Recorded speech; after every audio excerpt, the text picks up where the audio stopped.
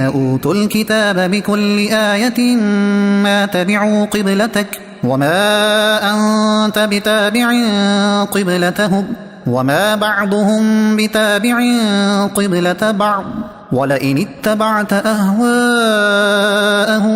من بعد ما جاءك من العلم إنك إذا لمن الظالمين.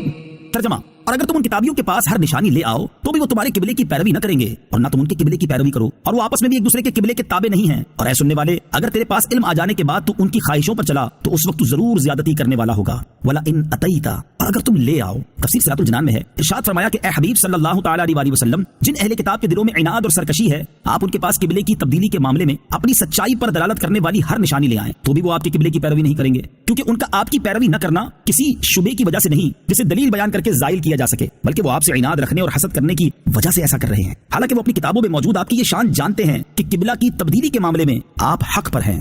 حسد انسان کو حق سے اندھا کر دیتا ہے. اس سے معلوم ہوا کہ حسد بڑی خبیث شے ہے کہ اس کے ہوتے ہوئے آدمی حق سے اندھا ہو جاتا ہے، اور جس کے سینے میں حضور پر نور صلی اللہ تعالی علیہ وآلہ وسلم کا کینہ ہے وہ اس کے ہوتے ہوئے تو کبھی مر کر بھی ہدایت نہیں پا سکتا. ایسے شخص کو قرآن و حدیث، معجزات اور عقلی نقلی دلائل کچھ بھی مفید نہیں ہو سکتے، کیونکہ دل کا دروازہ کھلتا ہی تب ہے جب حضور اکرم صلی اللہ تعالی علیہ وسلم کے بارے میں دل صاف ہو، اور جس کا دل ہی اس چیز سے صاف نہ ہو تو اسے ہدایت کس طرح مل سکتی ہے. وما انت بتابع قبلتهم، اور نہ تم ان کے قبلے کی پیروی کرو. تفسیر صراط الجنان میں ہے، اس آیت میں یہودیوں کے قبلے کی پیروی سے منع کیا گیا. اس سے یہ بھی معلوم ہو گیا کہ اب قبلہ منسوخ نہ ہوگا، لہٰذا اہل کتاب کو اب یہ امید نہیں رکھنی چاہیے کہ آپ صلی اللہ تعالی علیہ وسلم ان میں سے کسی کے قبلے کی طرف رخ کریں گے. وما بعضهم بتابع قبلة بعض، اور وہ آپس میں بھی ایک دوسرے کے قبلے کے تابع نہیں ہیں. تفسیر صراط الجنان میں ہے، یعنی اے حبیب صلی اللہ تعالی علیہ وآلہ وسلم، اہل کتاب آپ کی مخالفت کرنے میں تو متفق ہیں، لیکن قبلے کے معاملے میں یہ خود بھی ایک دوسرے کے مخالف ہیں، اور جس طرح ان سے یہ امید نہیں کی جا سکتی کہ وہ آپ سے متفق ہو جائیں، اسی طرح ان کے آپس میں متفق ہونے کی بھی کوئی امید نہیں کی جا سکتی.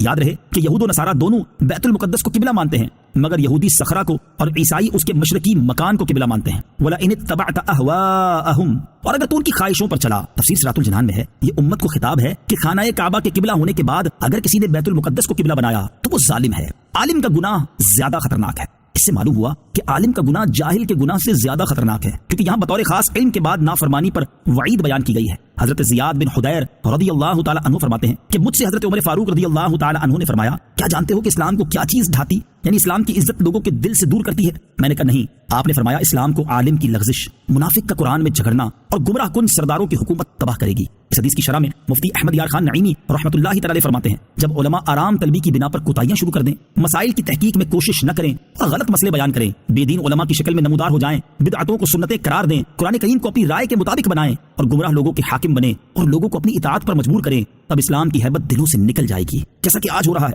بعض نے فرمایا کہ عالم کی لغزش سے مراد ان کا فسق و فجور میں مبتلا ہو جانا ہے. عالم کا جاہلوں کی خوشامد کرنا تباہی کا باعث ہے. نیز یہ بھی معلوم ہوا کہ عالم کا جاہلوں کی خوشامد کرنا اور ان کا تابع بن جانا تباہی کا باعث ہے. علماء کو عمراء سے دور ہی رہنا چاہیے تاکہ ان کی خوشامد نہ کرنی پڑے.